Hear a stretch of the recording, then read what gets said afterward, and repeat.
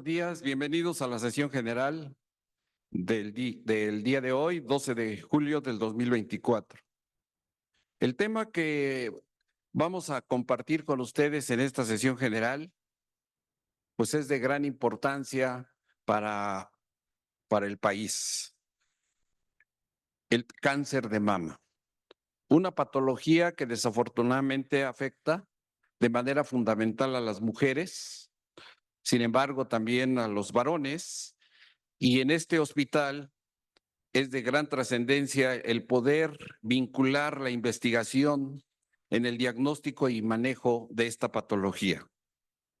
El día de hoy nos van a acompañar y van a ser los ponentes, en primer lugar, el doctor Gregorio Quintero Beiló, que todos conocen, es cirujano oncólogo, egresado aquí de nuestro hospital.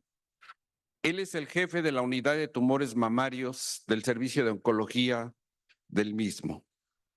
El doctor Quintero ha sido presidente de la Sociedad Mexicana de Oncología hasta el bienio 2019 y actualmente es el presidente del Consejo Mexicano de Oncología. Posteriormente se presentará la doctora Luz María González Huerta, que nos hablará de la caracterización molecular para el apoyo al diagnóstico de cáncer hereditario de mama. La doctora Luz María González Huerta es investigadora en ciencias médicas de la DGEPIS, de la Dirección de Políticas de Investigación de nuestra Secretaría de Salud. Es miembro del Sistema Nacional de Investigadores y autora de 43 artículos internacionales. Posteriormente tendremos a la doctora Ana María Espinosa García, quien nos comentará acerca de lo que está realizando también aquí en el hospital, que es la detección en saliva de proteínas asociadas a cáncer de mama mediante un biosensor que realiza en colaboración con una institución de la Universidad Nacional Autónoma de México. Posteriormente, ya casi para finalizar nuestra sesión del día de hoy, tenemos la respuesta inflamatoria TH2 y su relación con la oncogénesis. Y los ponentes serán el doctor Guillermo Velázquez Sámano y el doctor Espiridión Ramos Martínez. Como todos sabemos, el doctor Guillermo Velázquez Sámano es jefe del Servicio de Alergia e Inmunología Clínica de aquí del hospital. Es profesor titular de la especialidad de Inmunología Clínica y Alergia, avalado por la Universidad Nacional Autónoma de México, y también es profesor titular de Alergología de la Escuela Superior de Medicina del Instituto Politécnico Nacional.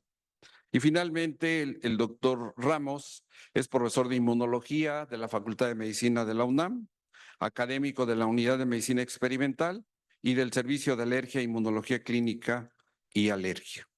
Como ven, vamos a hacer esta serie de ponencias y pues para iniciar esta sesión general le doy la palabra al doctor Gregorio Quintero. Adelante, doctor. Muchas gracias. Bueno, buenos días. Quiero agradecer antes al doctor Acosta la invitación que nos hizo para hablar un poquito otra vez sobre cáncer de mama. Y la presentación que voy a dar es qué importancia o para qué nos sirve la investigación a nosotros los clínicos, que también tenemos que hacer un poco de esto en cáncer de mama y cómo ha impactado o si realmente impacta en el diagnóstico y manejo de estos pacientes. Un poquito de epidemiología. Ustedes bien saben que el cáncer de mama es una de las patologías más importantes en lo que se refiere en salud pública. Es un problema de salud pública no solo en México, sino a nivel mundial. Si ustedes ven aquí, Globocan del 2022 marca que cáncer de mama es el segundo lugar en incidencia y uno de los principales en mortalidad. En mujeres es la más frecuente. Si ustedes ven la diapositiva o la barra que está del lado izquierdo, del lado derecho de ustedes, es la más frecuente y es una de las patologías que más mortalidad da a nivel mundial.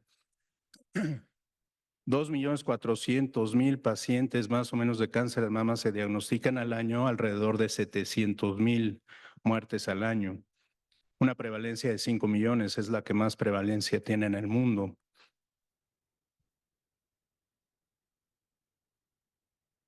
México no es la excepción. México es el primer lugar en incidencia, 32,000 casos, casi 8,000 muertes. Y si dan cuenta, es un problema de salud pública en las mujeres porque es el que más se diagnostica en el mundo, ¿no? Tenemos en México una situación de transición epidemiológica, si ven ustedes ahí.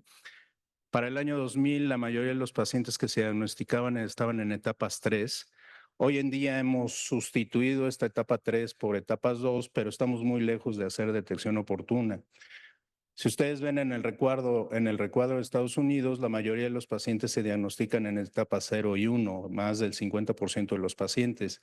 Nosotros en los últimos años, del año 2000 para acá, no hemos tenido esta modificación y es en algo que tenemos que trabajar con el sistema de salud. Esto es lo que hacemos en el servicio de tumores mamarios. Hemos tenido una buena evolución del 2016 para la fecha. Si ustedes se dan cuenta, los pacientes de primera vez se han duplicado y las aperturas de expedientes se han triplicado. Esto ha traído como consecuencia que en los últimos 3 años veamos alrededor de 800 pacientes de primera vez de cáncer de mama. Si nosotros nos comparamos, que a veces no es bueno la comparación, somos el segundo lugar donde vemos más cáncer de mama de todo el país después del Instituto Nacional de Cancerología. Hemos tenido una evolución también muy importante en cómo tratamos a los pacientes. Si ven en la tabla de abajo, hacíamos muchas mastectomías para el año 2016 y empezamos a ver la posibilidad de no hacer tantas mastectomías en los pacientes y hacer cirugías conservadoras, que por hoy es el estándar de tratamiento, como vamos a ver más adelante.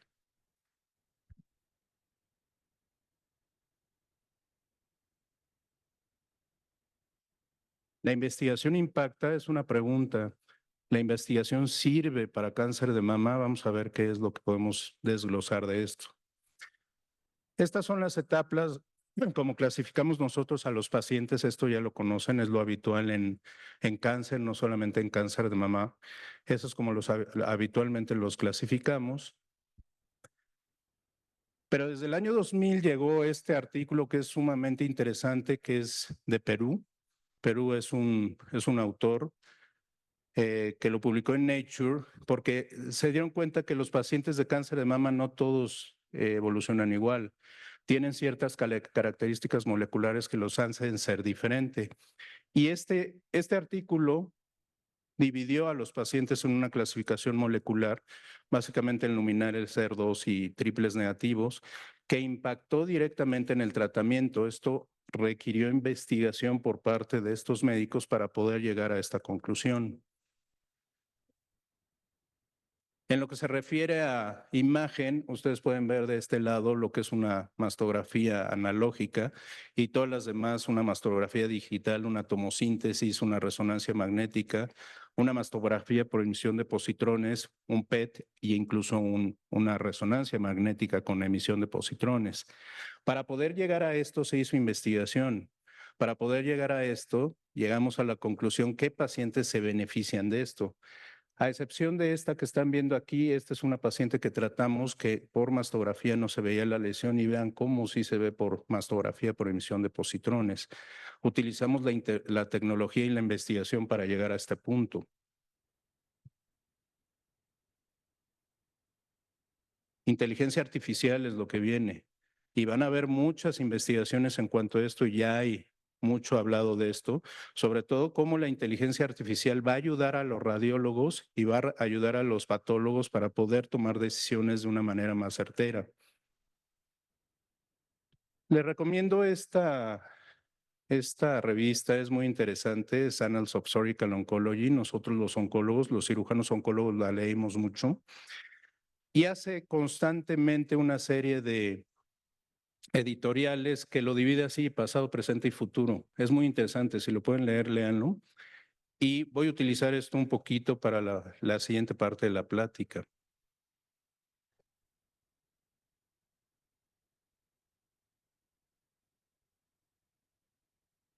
¿Qué hay en la cirugía? Este es el pasado. Pacientes que tratábamos hace muchos años con una mastectomía radical clásica, que ustedes ven del lado derecho de ustedes, con una incisión de tipo Halsted. Cuando respira el paciente se ve cómo se mueve la pleura prácticamente, e incluso hubo una tendencia de amputarles el brazo, como lo ven ustedes del lado derecho. Hoy en día, la cirugía conservadora es una realidad. La cirugía conservadora comparada con la mastectomía le va igual en conceptos de recurrencia local y recurrencia a distancia, siempre y cuando esté añadida la radioterapia. Estos estudios tienen 50 años y más todavía en este grupo de pacientes. Esto es un metaanálisis con muchísimos pacientes que requirió investigación, en los cuales a los pacientes que eran localmente avanzados se les dio quimioterapia y al reducir el tamaño tumoral y comparar a hacer una mastectomía contra una cirugía conservadora les fue igual.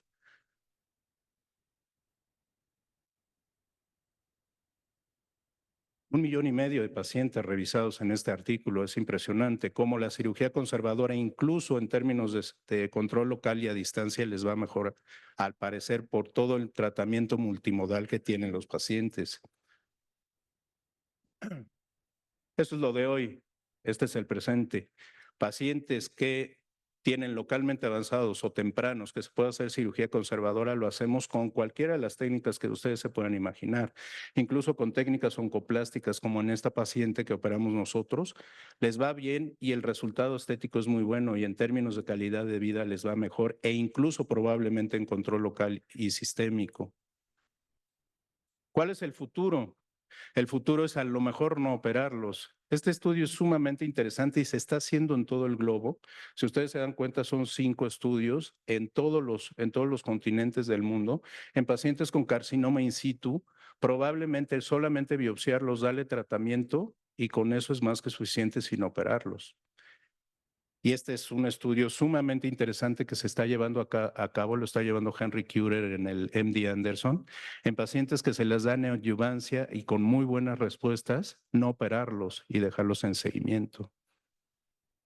¿Qué hay de la axila? La axila es una de las cosas más impresionantes que han pasado a nivel del cáncer de mama. Este es el pasado, la disección radical de axila con todas las complicaciones que puede traer. Hoy en día, bueno, se movió esta diapositiva.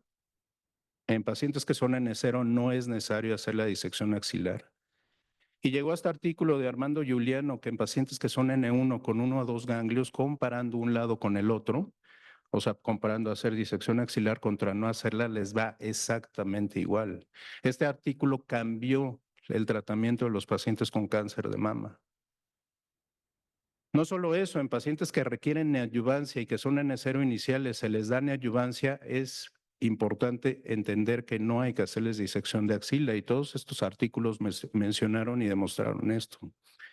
Y más adelante, pacientes que son N1, que se convierten en N0, estos 4 artículos mostraron que no hay necesidad de hacer disección de axila siempre y cuando se cumplan ciertas características que requieren los pacientes.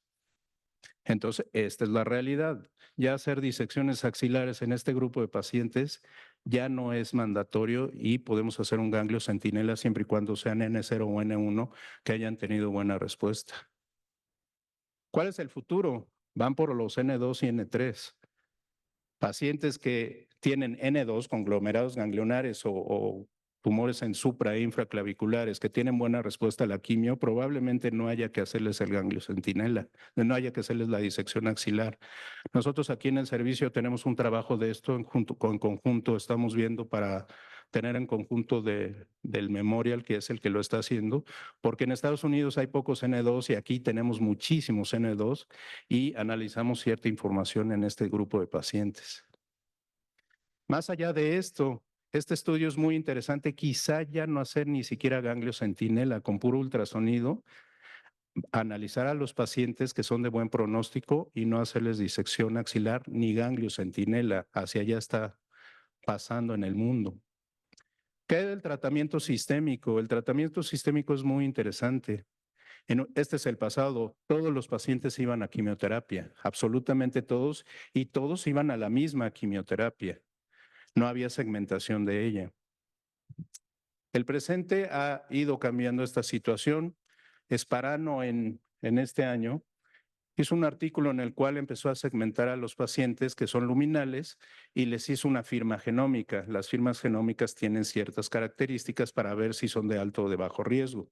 Y encontró que los pacientes que son N0 no hay necesidad de darles quimioterapia, que son de buen pronóstico. E incluso sacó posteriormente lo que es este artículo que se llama Responder, en el cual con ganglios positivos ya no hay necesidad de darle quimioterapia a los pacientes. Encontramos que a más del 50% de los pacientes que son luminales le estamos dando quimioterapia que no es necesaria.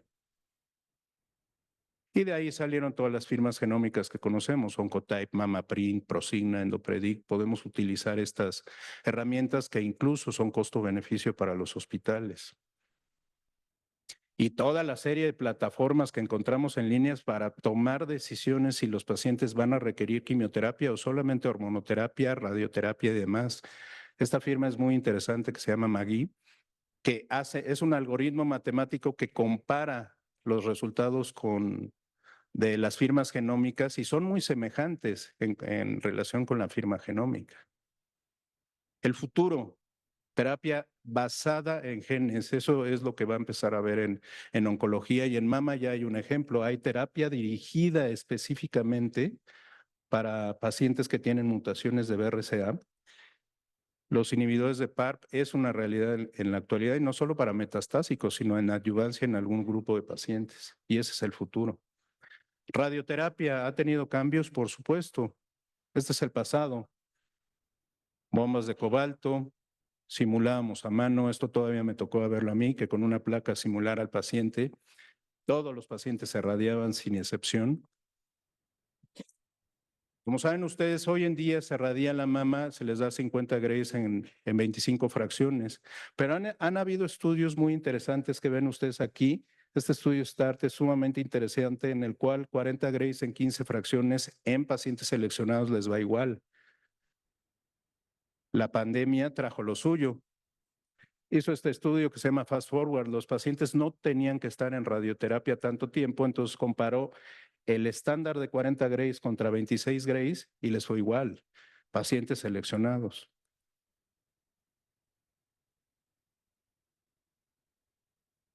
¿Por qué irradiar toda la mama si podemos irradiar nada más la zona? Este estudio comparó la irradiación parcial de mama en pacientes seleccionados y miren, les fue exactamente igual. Y más adelante, ¿por qué irradiarla en radioterapia si la podemos irradiar dentro del quirófano? Radioterapia intraoperatoria en pacientes seleccionados, operamos y ahí mismo irradiamos al paciente y sale radiado de la cirugía. Este es lo actual. Aceleradores lineales con simulaciones en tercera dimensión y radioterapia intraoperatoria. Esta es la actualidad. Pero vamos más adelante. ¿Qué puede pasar? No irradiar.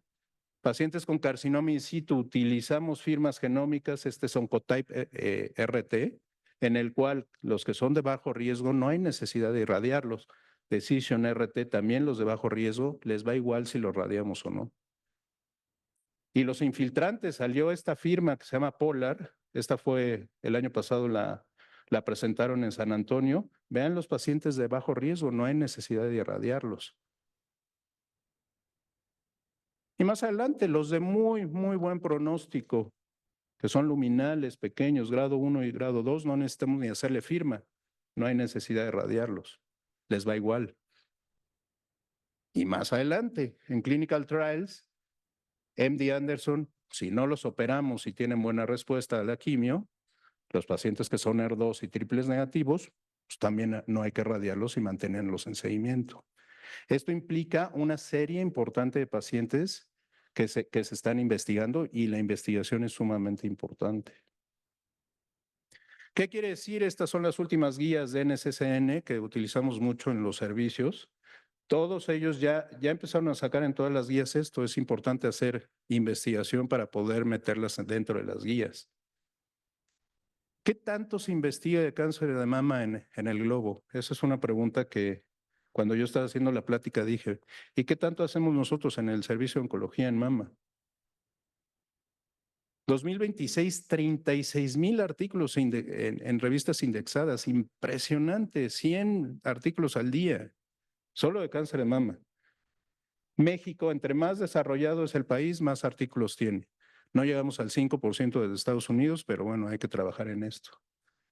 Aquí en el hospital es a veces un poquito difícil publicar, pero hacemos el esfuerzo. Si se dan cuenta, publicamos 7 artículos solo en mama, 3 en revistas indexadas, que es un logro que hemos logrado nosotros. 3 carteles y 1 lo presentamos en San Antonio, en el congreso más grande de cáncer de mama del mundo. En este año, 2024, en abril, presentamos acerca de genética, que es muy interesante si tienen la oportunidad de leerlo, en donde nosotros, con pacientes del hospital, logramos hacerlo y lo publicamos en JCO, que es una revista de alto impacto, no de Open Access, y es muy, muy interesante lo que dice.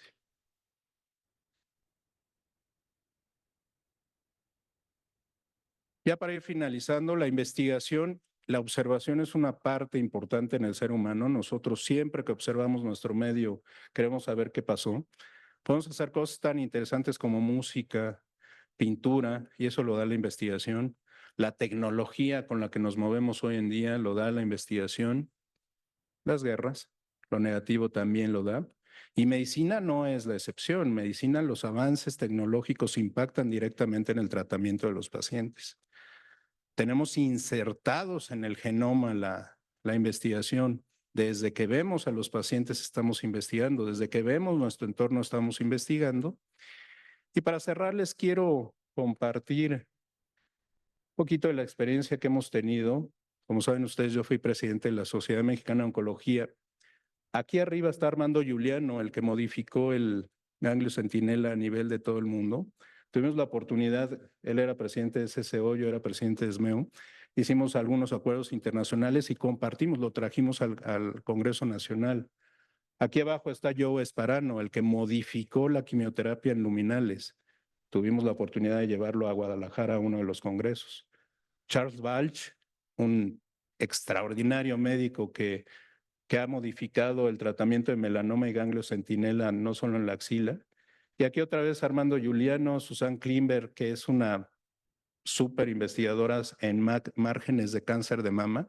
Ahí tuvimos la oportunidad de hacer unas discusiones de algunos casos clínicos en SCO.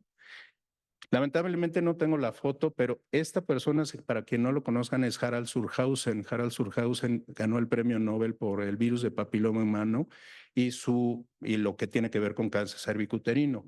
Cuando yo era secretario de la sociedad pudimos contactarlo y lo trajimos aquí en México para que hablara acerca de esto. Todos estos hacen investigación y han modificado el mundo a base de esto. Muchísimas gracias.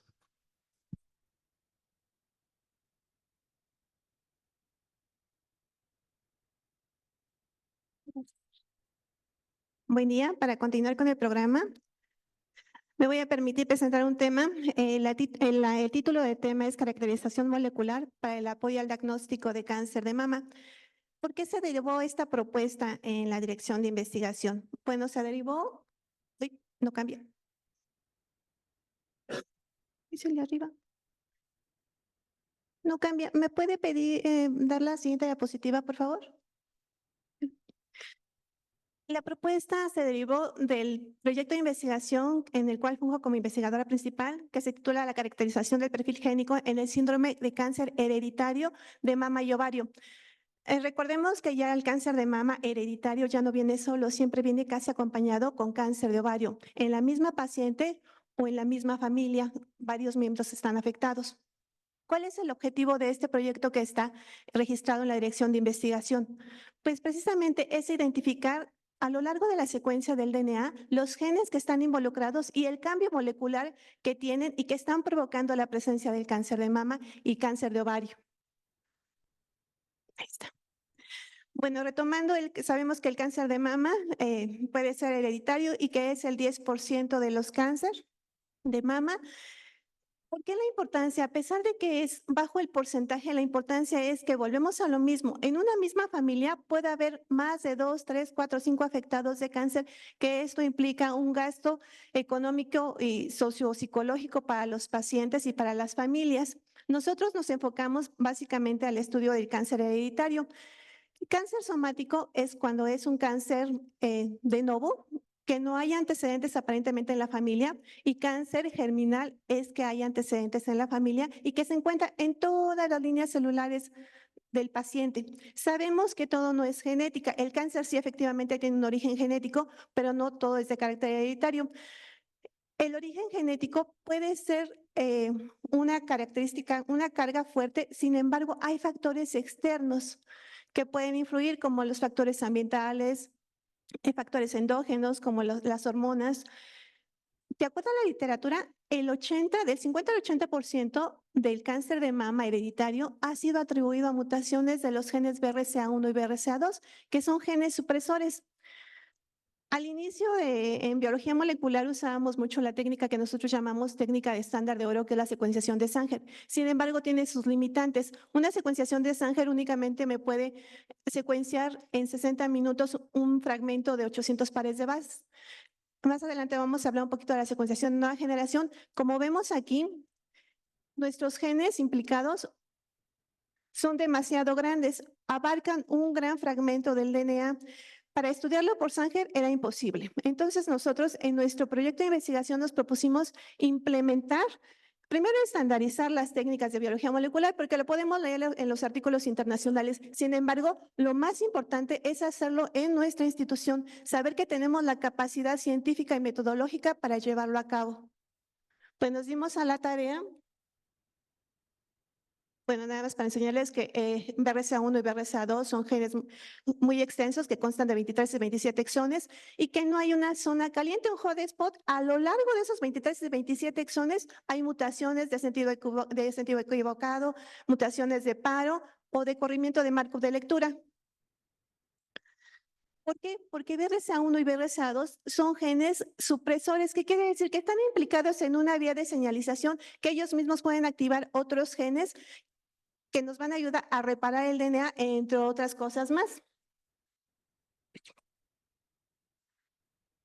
Y también porque la importancia de identificar y caracterizar el arreglo molecular en pacientes con cáncer de mama hereditario, porque la frecuencia de presentar cáncer aumenta enormemente. Si nosotros nos fijamos, hay autores que nos reflejan que el cáncer de mama en una población normal, el riesgo o la frecuencia de padecerlo es del 11%. Sin embargo, si los pacientes tienen antecedentes genealógicos de la carga genética de BRCA1, asciende hasta el 50 o al 85% de padecer cáncer a lo largo de su vida. Conforme va aumentando la edad, es más alta la posibilidad. Cuando hay un cambio en BRCA2, también la posibilidad de desarrollar cáncer de mama es del 50 al 85%. Insisto, el cáncer de mama es un síndrome, ya no viene solito, viene con cáncer de ovario. Si nosotros tenemos un arreglo molecular a nivel del BRCA1, el riesgo aumenta hasta el 50%, si es en BRCA2, para cáncer de ovario, del 15 al 20%. El cáncer de mama también se puede presentar en varones. Si hay una carga genética, vean, en el BRCA2 aumenta hasta la posibilidad del 6% de presentar cáncer de mama. El cáncer, el BRCA1 y el BRCA2, perdón, son genes supresores que no solamente están implicados en la presentación de cáncer de mama y ovario, también se han relacionado, de acuerdo a la literatura, con cáncer de páncreas, cáncer de próstata, melanoma. La justificación de nuestro trabajo precisamente es esto, caracterizar el arreglo molecular en la mayor parte de los genes, pero ahí nos enfrentamos a un reto. Las plataformas en el sector público están de alguna manera restringidas. Entonces, nuestro primer paso para poder llevar a cabo este proyecto fue gestionar y afortunadamente encontramos a un proveedor al que se le planteó el proyecto y se interesó y nos prestó la plataforma robotizada, que es un secuenciador de nueva generación que lo tenemos ubicado en el laboratorio de biología molecular en el área de investigación del servicio de genética y que, bueno, mientras se lleve a cabo el proyecto, seguirá aquí en el hospital. ¿Qué procedemos a hacer? Tuvimos un acercamiento con oncología, yo estoy adscrita al servicio de genética en el laboratorio, tuvimos un acercamiento en oncología, en donde ellos nos empezaron a remitir a los pacientes con cáncer de mama y ovario, que eran remitidos al área clínica de genética. Ahí los médicos especialistas, los genéticos, los de genética clínica eran los indicados de hacer el árbol genealógico y determinar realmente si se trataba de un cáncer de tipo germinal.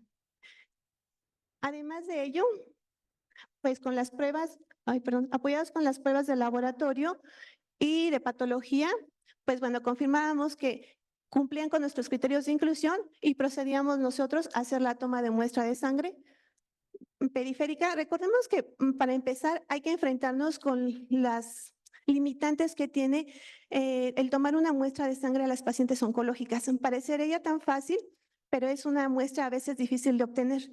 Esta plataforma nos da la ventaja o la bondad de poder trabajar con biopsias líquidas. Puede ser a partir de saliva o de plasma o cualquier otro fluido líquido que podamos procesar y extraer DNA. Pues bueno, ya después de que teníamos nuestra muestra de sangre, el objetivo era generar el banco de DNA, lo generamos, nuestro primer procedimiento, también tuvimos apoyo por Química Balander que nos prestó un equipo automatizado para la extracción de DNA, pero como volvemos a lo mismo, son equipos en préstamo, pues nosotros nos tenemos que acoplar a lo que tenemos. Entonces hicimos a la par la estandarización de extracción de sangre periférica con kit manual y con el equipo que nos prestaron. Vimos hasta ahorita que no hay mucha diferencia y que los resultados que se obtienen son buenos. La primera técnica que nosotros empezamos a aplicar en ese grupo de pacientes que obtuvimos es MLPA. Es una técnica que es una PCR múltiplex. A grosso modo es amplificar 41 fragmentos en una sola reacción con la finalidad de obtener las ganancias o la pérdida de material genético, en este caso en el gen BRCA1 y BRCA2. Nosotros obtuvimos en este escaneo de un banco de DNA que tenemos hasta la fecha de 73 muestras, 3 muestras nos salieron con deleción que se ha catalogado como la fundadora en México, que es una deleción del exón 8 al 11 en el gen BRCA1.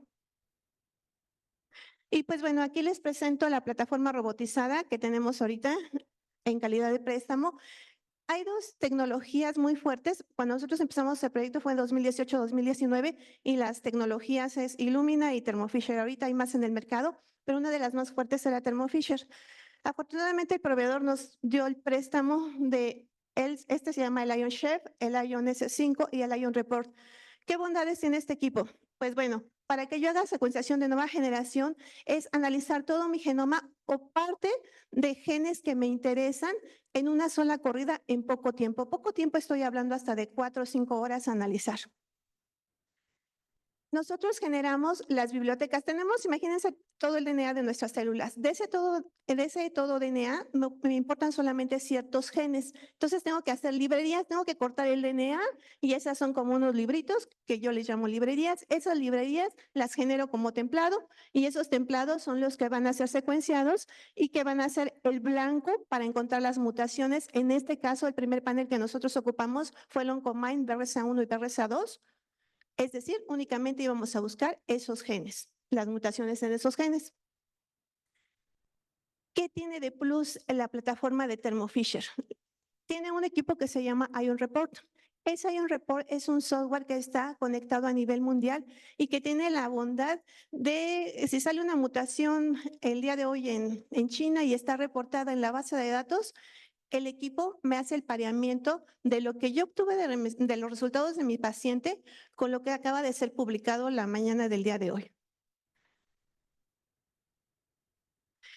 En este escaneo de ese poco banco de DNA que tenemos, nosotros obtuvimos estos resultados. Llama mucho la atención, tuvimos un caso de oncología que son unas trillizas, por eso es mucho el énfasis, SH1, SH2, SH3. Que si se fijan tenían el mismo genoma en BRCA1 y BRCA2, pero casualmente por la clínica SH3 presenta cáncer de pulmón y presenta el cáncer de mama a más temprana edad. Las otras 2 trillizas presentaron el cáncer de mama aproximadamente a 47 años y ella refiere que lo presentó 7 años antes. Bueno, vemos que ella sí tiene la deleción patogénicas que el Ion Report tiene la capacidad de reportarme. Y además también obtuvimos otras mutaciones patogénicas. Y bueno, aquí llama la atención porque nosotros habíamos procesado todos los pacientes por MLPA, en donde nada más habíamos obtenido 3 de lesiones fundadoras en México. Esta del SH12 no fue identificada por MLPA. Ahí es donde hay que hacer énfasis la resolución, la especificidad y sensibilidad de las plataformas que estamos utilizando. Por NGS sí la pudimos identificar y bueno, es así como se ve la de lesión. Esta paciente, si no lo habíamos procesado por NGS, se nos pasa. De hecho, estamos tratando de armar bien el manuscrito. Nosotros estamos atribuyendo esta desviación de la técnica de MLPA precisamente por el estadio, como bien decía el doctor Quintero, y por las quimioterapias y todos los tratamientos que les dan en oncología. Finalmente, las pacientes siguen siendo portadoras de un alelo. Hay a veces ya cuando se les somete a las quimioterapias, la cantidad de células disminuye. La técnica de MLPA no tiene la precisión como para identificar las pocas células que hay circulantes en la sangre.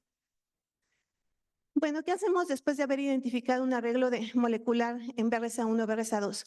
En el laboratorio artesanalmente diseño los oligonucleótidos. Esto es para confirmar realmente por secuenciación de Sanger. Ya no tengo que analizar todo el BRCA1 y BRCA2 de 23 y 27 exones. Solamente me voy a la zona que salió la mutación, diseño los oligos, vemos el árbol genealógico con los clínicos, se diseñan, se estandarizan.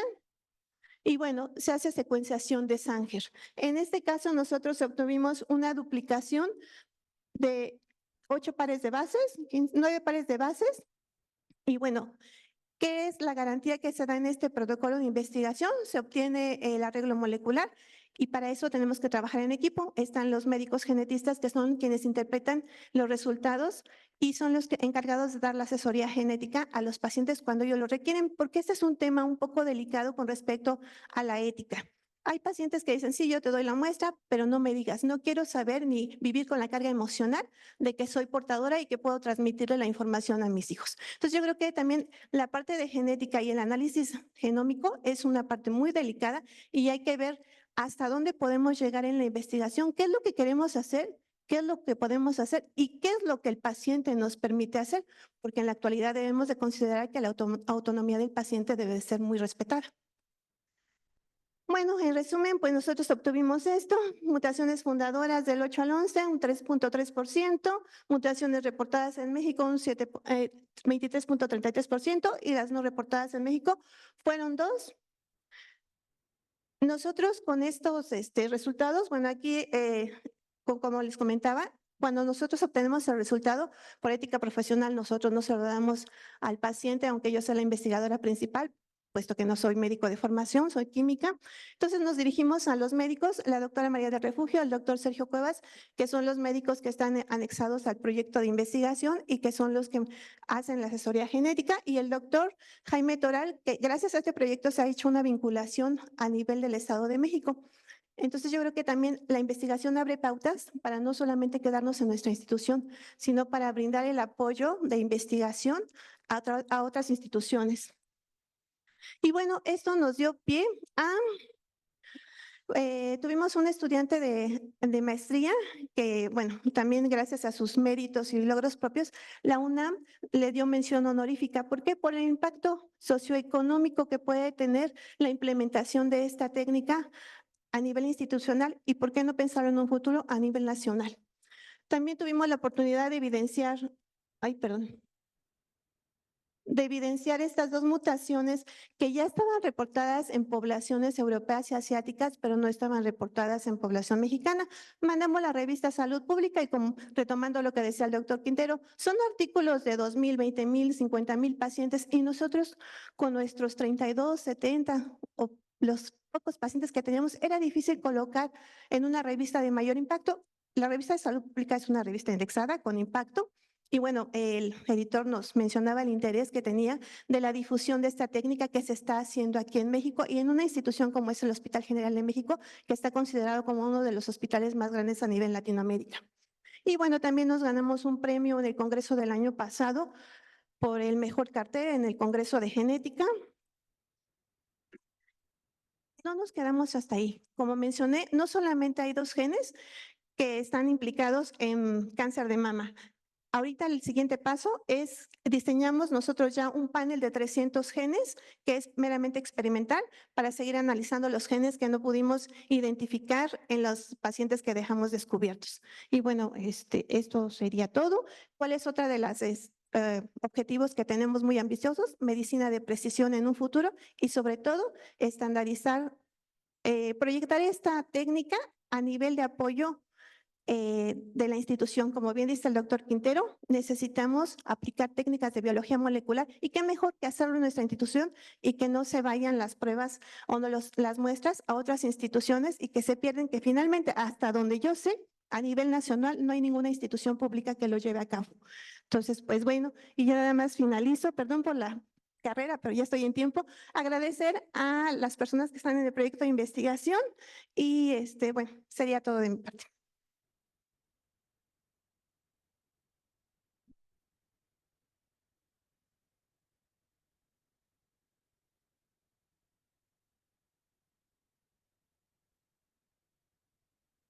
Muy buenos días, pues aprovecho para agradecer la invitación a la Dirección de Investigación para permitirme presentar este proyecto que estamos realizando. Yo les voy a hablar sobre la detección en saliva en proteínas asociadas a cáncer de mama mediante un biosensor. Este es un proyecto que recién estamos arrancando, que estamos haciendo. El año pasado fuimos beneficiados por parte de la SECTEI con los fondos para poder lograr el desarrollo de este proyecto, porque desafortunadamente esa es una de las limitantes más grandes que tenemos, ¿no? La falta de recursos y bueno, creo que es algo que hemos vivido todos los investigadores. Pasa. Ok. Bueno, si bien ustedes saben, el uso de biomarcadores nos ha permitido mejorar el diagnóstico, el pronóstico. Y a través, pues, ¿qué son estos biomarcadores? Ya se ha mencionado, son moléculas de DNA, de RNA, proteínas, que nos sirven como indicadores de procesos patogénicos y que estos los podemos ver en respuesta, bueno, los podemos ver en respuesta a algún proceso patogénico o incluso a una respuesta farmacológica. Estos pueden ser obtenidos de diferentes tipos de tejidos o fluidos corporales y, pues, como hemos visto, se pueden determinar por estudios genéticos o proteómicos. En especial, en cáncer de mama, pues se han utilizado varios de estos tipos y específicamente han sido obtenidos de muestras histológicas. Recientemente, como también ya vimos, se ha hecho la introducción hacia las biopsias líquidas. Ok, no sé por qué pasó esto con la diapositiva, pero lo que nosotros queremos hacer en este trabajo justo es ver qué, o sea, incidir justo en el diagnóstico con este trabajo. Lo que nosotros queremos medir es la expresión de 4 proteínas que son HER2/neu, CA, CA15A, VEGFR, cuya expresión ya está asociada con el desarrollo de cáncer de mama mediante un biosensor tipo label free que pueda utilizarse como tecnología de apoyo al diagnóstico en biopsias líquidas principalmente. Entonces queremos hacer esto. Sabemos que hay diferentes tipos de biomarcadores, existen de tamizaje, pronóstico, terapia, monitoreo, pero justo este trabajo está centrado en ofrecer una alternativa al diagnóstico, complementar el diagnóstico. ¿Qué deben de tener estos biomarcadores? Pues deben de tener una gran sensibilidad y especificidad. Un biomarcador de diagnóstico debe de ser muy específico y minimizar los falsos positivos o no negativos. Para el estudio de biomarcadores, ya desde hace algún tiempo, los institutos nacionales de salud y en especial la red de detección temprana de biomarcadores han establecido diferentes fases para poder lograr un biomarcador y pueda salir a la clínica. Este ensayo está justo perdón. Perdón. Justo, sí, claro. En fase 2, donde son ensayos, no sé qué pasa con esto, pero bueno, no. Son ensayos ya clínicos y justo de validación. Ok, aquí lo que ofrecemos es una prueba piloto que es de desarrollo tecnológico. Primero es lograr con éxito la construcción de este biosensor multicomponente con la capacidad de detectar las proteínas HER2/neu, CA15A y VGFR, y por otro lado, la implementación de la prueba clínica de establecer el primer estudio piloto del uso de biosensores en muestras de pacientes con sospecha de cáncer de mama, esto sentando las bases para su posterior desarrollo y validación en clínicas y hospitales y centros de salud de la Ciudad de México. Algo que quiero resaltar aquí, que ya se ha mencionado, es la biopsia líquida. Justo aquí es donde tenemos una serie de biomarcadores. Una de las características que tiene es que es no invasiva o mínimamente invasiva y sería más rápida, tiene otra serie de ventajas. Podemos obtenerla de una serie de fluidos, de sangre, de orina, etcétera, y lo que tenemos aquí es un potencial realmente de exploración, ¿no? Podemos tener índices de algún tumor primario o algo así. Y esto, pues además de las células tumor circulantes, tenemos DNA, exomas, vesículas, y esto es lo que podemos obtener a través de una biopsia líquida. Ahora bien, en cuanto a los biosensores, pues un biosensor es un instrumento que nos permite medir un parámetro biológico mediante la traducción de señales producidas por el bioreceptor.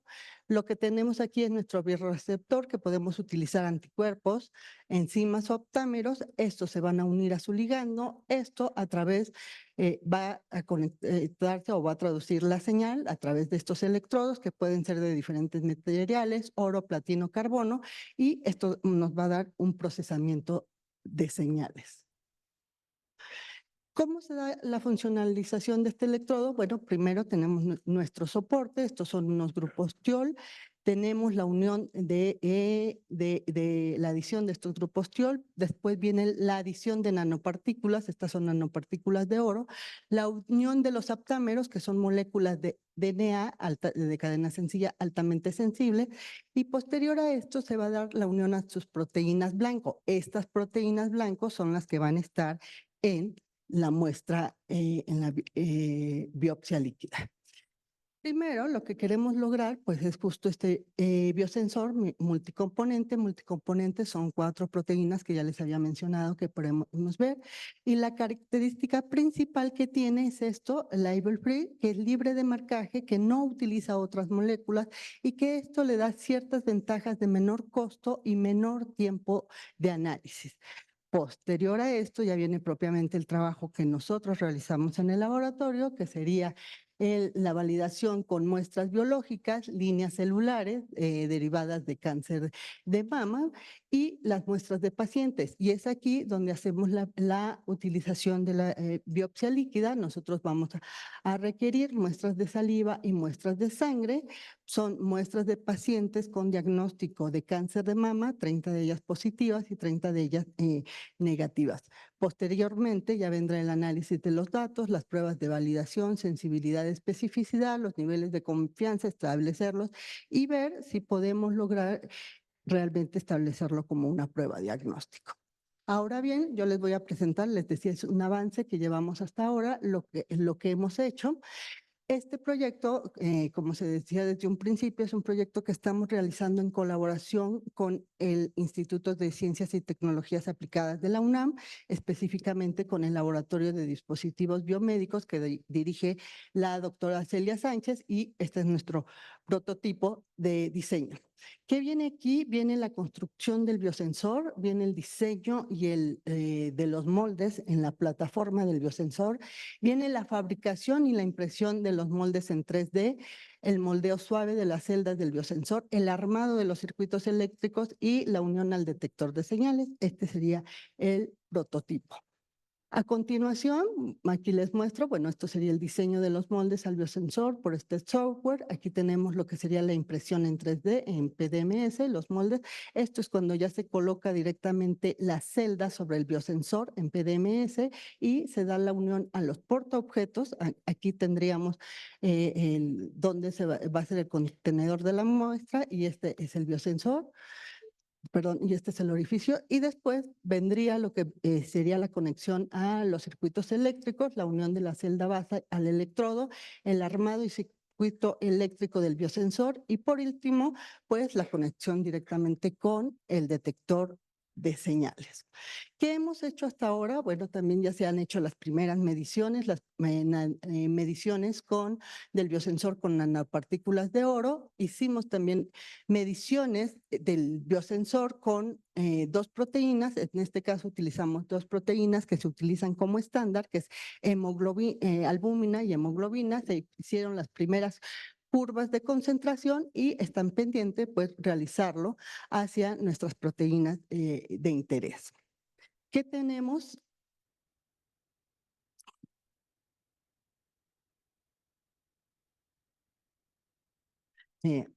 Aquí quedaría ya construido nuestro biosensor. Esto es lo que tenemos. Recuerden que vamos a utilizar muestras de sangre o saliva para colocar la muestra. Esto ya está conectado directamente con los electrodos y el detector de señales.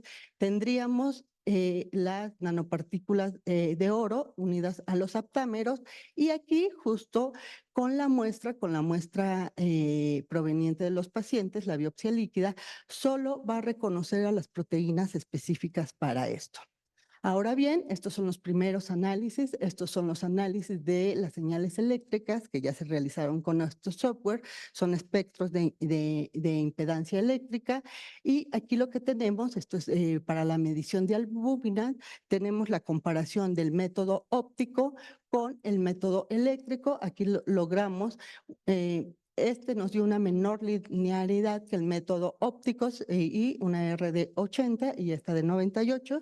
Sin embargo, con esta otra proteína ya estamos muy cercanos a igualarla. Aquí tenemos una R de 0.95 y aquí una R de 0.98. Entonces, como les decía, es un proyecto que vamos realizando y que hasta ahora esto es lo que llevamos. Se logró con éxito construir el primer prototipo del biosensor para la medición eléctrica de nanopartículas y proteínas de interés biológico. Se realizaron las mediciones por estos espectros de impedancia eléctrica y se comparó el método eléctrico del biosensor con el método óptico, logrando una linealidad muy cercana a esta. En proceso está realizar las mediciones eléctricas ya de las proteínas unidas al biosensor, obtener los aptámeros unidos a través por el método SELEX de las proteínas asociadas con cáncer de mama, utilizar los aptámeros unidos al biosensor para la medición de estas proteínas y las pruebas clínicas en pacientes. Ya iniciamos la colección de las muestras de pacientes con sospecha de cáncer de mama, con reporte, después lo confirmaremos con el reporte histopatológico, y en las cuales se va a descartar la sospecha diagnóstica. Se contrastarán los resultados al final obtenidos en sangre y saliva con el resultado histopatológico. Y como les decía, este proyecto cuenta con financiamiento. Parte de lo que nos piden en la SECTEI es realizar actividades de compromiso social, de difundir lo que estamos haciendo. Se hizo un taller de detección, se llamó el Camino Rosa, la experiencia interactiva. Esto lo realizamos recientemente aquí en el mes de mayo, en el aula anexa del auditorio y en el pabellón de exposiciones. El taller consistió de diferentes módulos y es una actividad que realizamos, y tenemos programado otro para el mes de octubre. Por último, agradecer, bueno, pues principalmente a la SECTEI, que es quien realmente da el patrocinio para la realización de este trabajo. Aquí del hospital quiero agradecer al servicio de oncología, al doctor Gregorio, con quien estamos colaborando para la obtención de las muestras. También quiero agradecer el trabajo de la doctora Tirsa y Carolina de Trabajo Social, que realmente fueron quienes realizaron el taller que hubieran ustedes, y ya les había mencionado que trabajamos con el ICAD, el Instituto de Ciencias y Tecnologías, en especial el Laboratorio de Dispositivos Biomédicos, la doctora Celia y el doctor Alfonso, que es quien realiza todo este trabajo. Y por último, también estamos haciendo una colaboración con el doctor Mauricio Rodríguez del INMEGEN, del Laboratorio de Oncogenómica. Con él estamos haciendo esto de la selección de aptámeros, y bueno, espero posteriormente ya mostrarles los resultados. Y agradecer también a los estudiantes que participan con nosotros. Muchas gracias. Buenos días. Muchas gracias, doctora Costa, por invitarnos a esta sesión. Nosotros vamos a aportar a esta reunión qué es lo que hemos realizado en el servicio de alergia.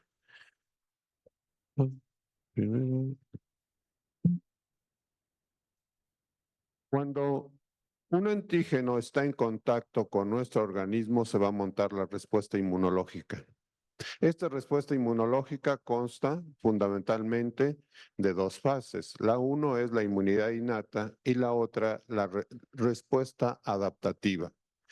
Cuando se monta este tipo de respuesta, fundamentalmente será que el antígeno, ¿sí?, será captado por una célula dendrítica, se lo presenta a un linfocito TH2. ¿De dónde surge este linfocito TH2?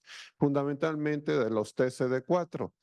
Se van a dividir TH1, TH2 y los T reguladores que juegan un papel muy importante en nuestros mecanismos de defensa frente a un proceso que nos está dañando.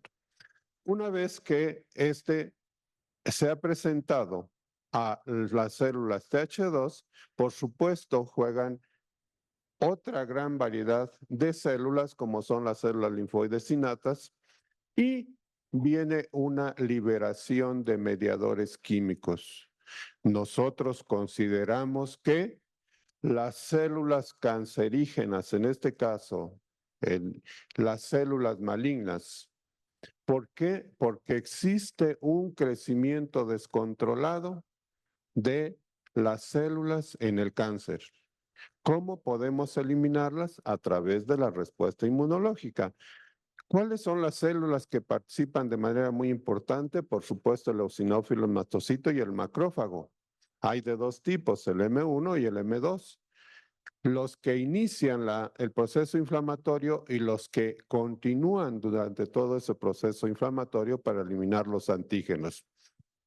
Otra razón muy importante es la estimulación del linfocito B o célula plasmática para que produzca inmunoglobulina de tipo IgE. Esta inmunoglobulina se va a adherir al mastocito y al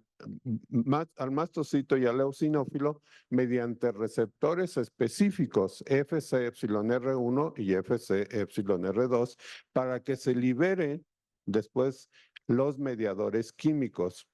Tienen gránulos de proteínas, ¿sí?, mediadores lipídicos como son los leucotrienos, proteínas.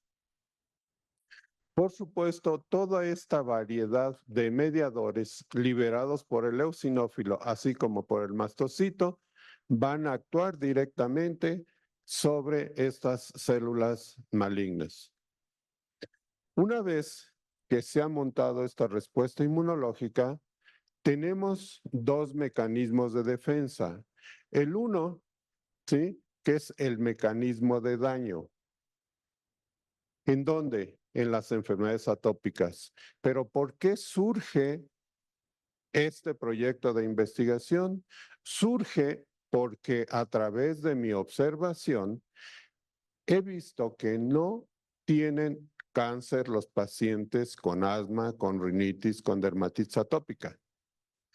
Nos pusimos a investigar, hay muy pocas publicaciones referentes a ello, por lo tanto, sentamos la respuesta TH2 es protección en la oncogénesis. Esa fue nuestra pregunta de investigación. Bien, ¿cuáles son los mecanismos protectores? A mí me protege la respuesta inmunológica frente a un proceso de parasitosis, infecciones parasitarias. Estimula la reparación de los tejidos y, por supuesto, en la pregunta donde estamos es, ¿nos protege frente al cáncer? Para eso cedo la palabra al doctor Espiridión. Gracias, doctor. Y aprovecho para agradecer al doctor Acosta la invitación a poder compartir los resultados de esta línea de investigación que llevamos a cabo en el Servicio de Alergia e Inmunología de este hospital. Como ya lo mencionó el doctor, la respuesta inflamatoria de tipo 2 ha sido en general asociada a infecciones parasitarias y a fenómenos relacionados con la alergia. Sin embargo, nuestra propuesta es que esta respuesta de tipo TH2 o respuesta inflamatoria tipo 2 participa en la vigilancia antitumoral. Esto a partir de observaciones que el doctor Velázquez ha realizado, en la que nota que los pacientes con antecedentes alérgicos no padecen ciertos tipos de cáncer. A partir de esta observación clínica comenzamos a buscar información al respecto y encontramos artículos como este, en donde los autores analizan el riesgo a padecer cáncer de células escamosas en cuello y cabeza en pacientes de la ciudad de Boston y alrededores. Y aquí los autores encuentran que hay 19% menos de riesgo a padecer esta variedad de cáncer en pacientes con antecedente alérgico. Más tarde, un metaanálisis confirma esta observación y analiza otras poblaciones con el mismo antecedente alérgico ante el mismo tipo de cáncer. Y entonces establece que hay un rango desde el 19% hasta el 60% de menor riesgo en diferentes poblaciones, principalmente en poblaciones asiáticas es donde se ha llevado a cabo este ensayo estadístico. Y existen otros trabajos en los cuales realizan estudios similares en los que analizan el riesgo a padecer cáncer en pacientes con antecedente alérgico, principalmente en 5 tipos de cáncer: cabeza y cuello, páncreas, ovario y leucemia. Sin embargo, estos, como les mencionamos, son ejercicios estadísticos en los que se analiza la presencia de un factor que es el antecedente alérgico y la menor aparición en el otro factor que es el desarrollo de cáncer. No hay hasta el momento una descripción del mecanismo por el cual estuviese participando el sistema inmune, en particular la respuesta inflamatoria de tipo 2, en la protección contra el cáncer. Por lo cual nos planteamos la siguiente hipótesis.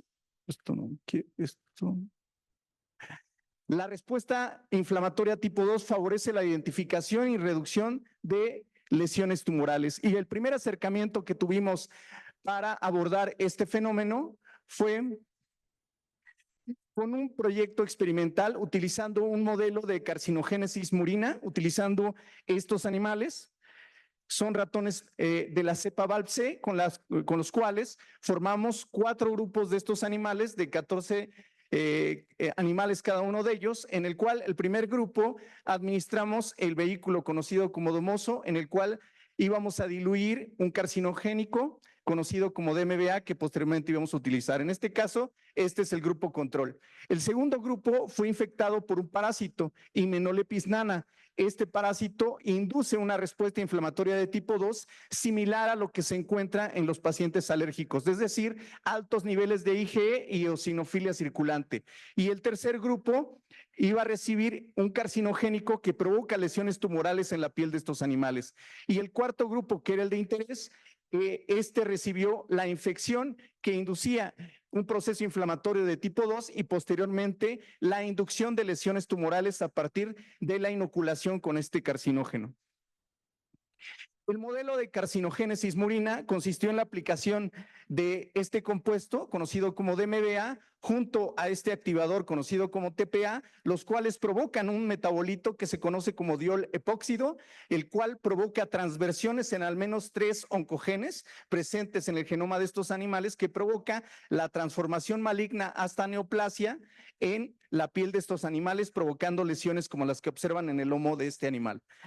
Ya en los resultados, lo que observamos fue que los grupos control no desarrollaron lesiones tumorales como esperábamos, aquel que recibió el vehículo y aquel que recibió la infección parasitaria únicamente, pero cuando se aplica el carcinógeno, 14 de 14 animales, es decir, el 100%, desarrollaron lesiones tumorales. Y en el grupo experimental que recibió la inducción de la respuesta inflamatoria tipo 2 y posteriormente la inducción de lesiones tumorales, solamente tuvimos 5 de 14 animales, es decir, 35%, alrededor de 35% de lesiones tumorales. O, dicho de otra manera, una reducción del 65% en la incidencia de este tipo de lesiones tumorales. Cuando analizamos el la carga tumoral en estos animales, observamos que los tumores que estaban presentes eran de mucho menor tamaño comparado con aquel grupo que solo recibió la inducción hacia las lesiones tumorales. Es decir, estos animales tenían mucho menor número de lesiones y en mucho menor tamaño. Cuantificamos los niveles séricos de IgE y efectivamente estaban elevados tanto como aquellos animales que solo habían recibido la infección parasitaria. Es decir, se presentaba una respuesta inflamatoria similar a lo que presentan los pacientes alérgicos. Analizamos la concentración sérica de citocinas y observamos que cuando los animales solo desarrollaron lesiones tumorales, presentaban altos niveles, de IgE, de IL-10, y estos eran reducidos cuando se tenía como antecedente la inducción de una respuesta inflamatoria tipo 2. IL-5, que es una citocina característica de la respuesta inflamatoria tipo 2, estaba elevada tanto como aquellos animales que solo habían recibido el estímulo a la inflamación de tipo 2. E interferón gamma tuvo niveles bajos, similares a los que presentaba el grupo que solo recibió el carcinogénico y aquel que tuvo antecedente de la inducción primero de la respuesta inflamatoria tipo 2 y posteriormente la inducción de lesiones tumorales. Cuantificamos los niveles séricos de malonaldehído, que es un marcador de estrés oxidativo, y estos fueron mayores en los animales que recibieron el estímulo hacia la respuesta inflamatoria de tipo 2. Esto nos sugería que el mecanismo protector hacia las lesiones tumorales pudiese estar relacionado con algún mecanismo oxidativo por el sistema inmune. En cuanto al aspecto macro y microscópico de las lesiones, en los animales que desarrollaron las lesiones tumorales por el carcinógeno, tenían este aspecto macroscópico y microscópicamente eran caracterizados por infiltrado inflamatorio de tipo linfocitario. Los animales que tuvieron como antecedente la respuesta inflamatoria tipo 2 solo tuvieron lesiones vestigiales y el aspecto microscópico era más similar a lesiones de tipo verrugoso. En cuanto a la celularidad, ambos grupos tuvieron presencia de linfocitos en general, pero el grupo que tuvo antecedente de la respuesta inflamatoria tipo 2 tuvo una mayor cantidad de eosinófilos y de neutrófilos. Esto evidenciado por la tinción inmunológica de la proteína principal del eosinófilo y la mieloperoxidasa presente en los neutrófilos. El resumen de esta fase de nuestro proyecto era que tenemos animales a los cuales, mediante un compuesto químico, provocamos lesiones carcinogénicas con un tamaño establecido, el cual era reducido cuando previamente estimulábamos la respuesta tipo 2, principalmente integrada por anticuerpos de tipo IgE y eosinofilia. Con estos resultados, publicamos este trabajo en el cual participa personal del servicio de patología de este hospital. El siguiente acercamiento, entonces, que nos planteamos es definir si la respuesta inflamatoria de tipo 2 y en particular los anticuerpos IgE presentes en esta respuesta eran capaces de identificar antígenos tumorales directamente en pacientes, acercándonos un poco más al fenómeno que se presenta en forma real. Y entonces planteamos este protocolo experimental en el cual reclutamos pacientes con carcinoma ductal de mama y un paciente alérgico con altos niveles de IgE. Obtuvimos biopsias de tejido tumoral y obtuvimos muestra de sangre de este paciente con altos niveles de IgE. Y purificamos aquí mediante cromatografía de afinidad los anticuerpos IgE. Enfrentamos estos dos elementos en una reacción de inmunohistoquímica para comprobar si el reconocimiento de estos anticuerpos pudiese ser en forma inespecífica. Y en las pacientes también obtuvimos muestras de sangre con la que purificamos anticuerpos IgE y posteriormente enfrentamos en una reacción de inmunohistoquímica para comprobar si estos anticuerpos eran capaces de reconocer en forma específica antígenos tumorales directamente. Les muestro los datos demográficos de las pacientes reclutadas, en donde encontramos una mediana de edad de 60.5 años, una altura de 1.54, un peso de 73.5 kilogramos y un índice de masa corporal de 29.77, entre otros datos, en donde además observamos que están elevados los diferentes isotipos de anticuerpos, principalmente IgG, que es algo ya documentado en el cáncer de mama, y también estaba elevado IgE, que era el que nos interesaba. Aquí los marcadores histológicos que se utilizan para su diagnóstico, en donde observamos que ninguna de las pacientes fue positiva para HER2, pero sí fueron positivas para Ki67, receptor de progesterona y receptor de estrógeno. Pudimos agruparlas en general entre 2 y 3 cruces en la intensidad para estos 3 marcadores que formaron parte de su diagnóstico. Les muestro aquí el corrimiento electroforético para demostrar que los anticuerpos que íbamos a utilizar para enfrentarlos a los tejidos tumorales era específicamente IgE. Aquí les muestro el peso molecular de IgE, que es de aproximadamente 190 kilodaltons. Sus cadenas pesadas, su cadena ligera y la fragmentación en condiciones reducidas. Cuando enfrentamos estos anticuerpos a tejido tumoral de las pacientes, obtuvimos esta reacción que, aunque es positiva, es una reacción algo inespecífica porque está tiñendo algunas zonas del tejido sano. Sin embargo, cuando enfrentamos los anticuerpos de cada paciente a sus propias biopsias, encontramos una respuesta positiva y altamente específica. Lo que nosotros encontramos fueron estructuras foliculares glandulares en al menos el 30% de las células neoplásicas, estas con un patrón infiltrativo y rodeadas de un estroma desmoplásico. Todas las células neoplásicas fueron identificadas por los anticuerpos IgE en forma específica, con una intensidad moderada, con un patrón membranoso, completo y difuso. Es decir, hasta aquí comprobábamos que la respuesta inflamatoria tipo 2, similar a la que desarrollan los pacientes alérgicos, es capaz de reconocer tumores en forma específica. El tejido sano circundante no fue teñido por nuestros anticuerpos. Posteriormente analizamos la respuesta inmune de estas pacientes y observamos una mezcla entre la respuesta inmunológica de tipo 1 y la respuesta inmunológica de tipo 2. La tipo 1 representada por las citocinas IL-6 e interferón gamma elevados, y la tipo 2 representada por IL-4, que es encargada del switch, del cambio de clase para la producción de anticuerpos IgE, IL-5 para la activación de eosinófilos e IL-13 relacionada con fenómenos fibróticos. Estaban elevadas, por lo que hay una mezcla entre la respuesta inmune tipo 1 y la respuesta tipo 2 en la vigilancia inmunológica contra los tumores, además de la citocina reguladora elevada. Hasta este punto teníamos resultados suficientes para confirmar que la respuesta inmunológica tipo 2, similar a la que desarrollan los pacientes alérgicos, es capaz de reconocer antígenos tumorales, y así lo publicamos en esta revista de Cancer Reports, en la que participa personal del servicio de alergia y personal del servicio de patología.